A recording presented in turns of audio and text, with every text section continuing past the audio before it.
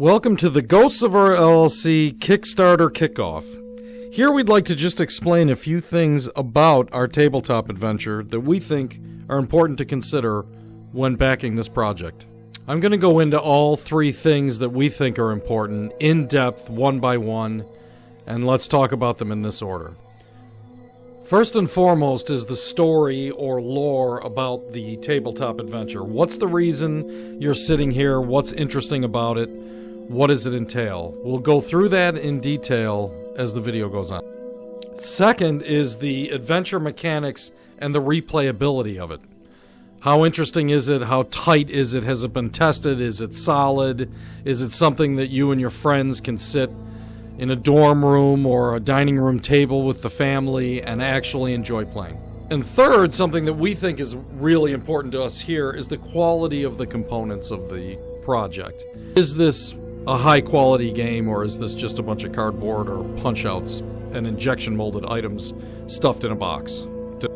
The story of Ghosts of Ur, while seeming fantastical, is actually set in reality, and let me explain. Picture what life was like on this planet more than 6,000 years ago. There were two conflicting forces, one of organization and civilization, which was very little, and one of chaos and wandering.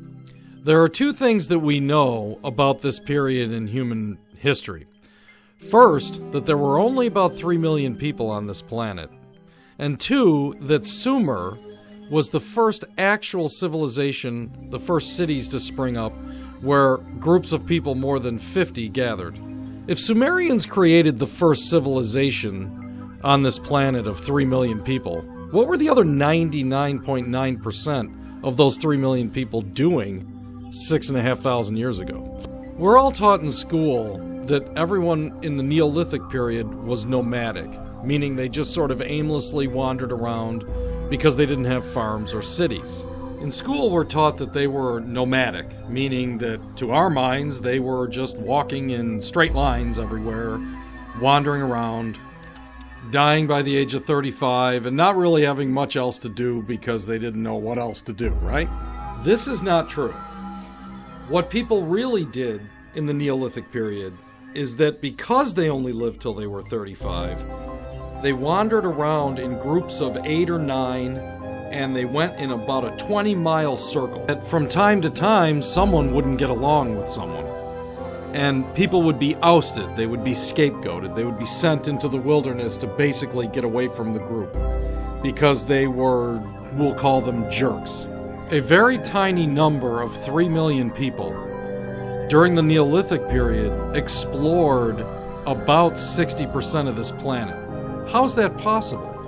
How is that possible that small groups of 8 to 10 people wandering in circles in a 20-mile radius explored this planet?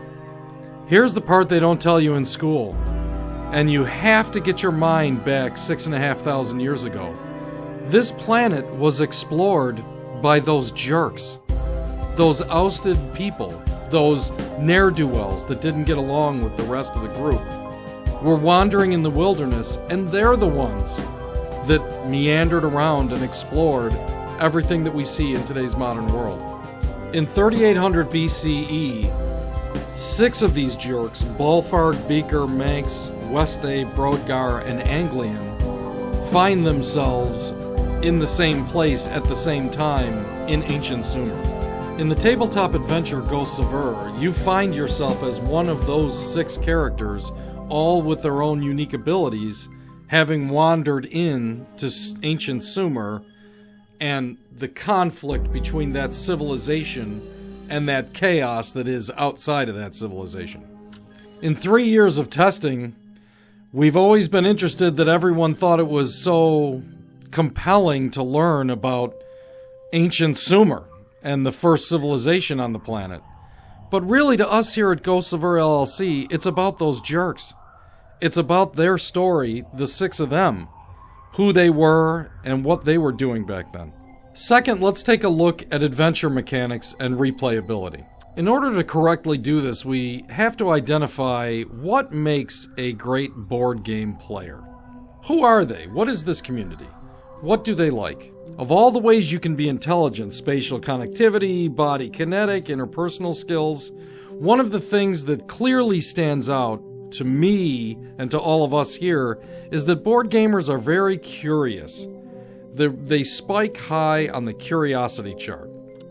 Whether it be the strategic brilliance of games like chess, or the ease of playability of strategy games like Risk, or the majesty that is Dungeons & Dragons. And here at Ghosts of Ur, we try and combine all three of these into one highly replayable, sophisticated, easy-of-use mechanics tabletop adventure. I should also add right here that as an ex-genner, I was heavily frustrated in the 70s and 80s when adventure board games based on some form of D&D background always sucked. I bought them all. Always sucked because they were locked on a board that was the same every time you took it out of the box. Suffices to say that in 3 years of testing, Ghosts of Ur is a game that is different every time you take it out of the box. It's never the same game twice. It's never the same adventure. The only thing that's the same is you.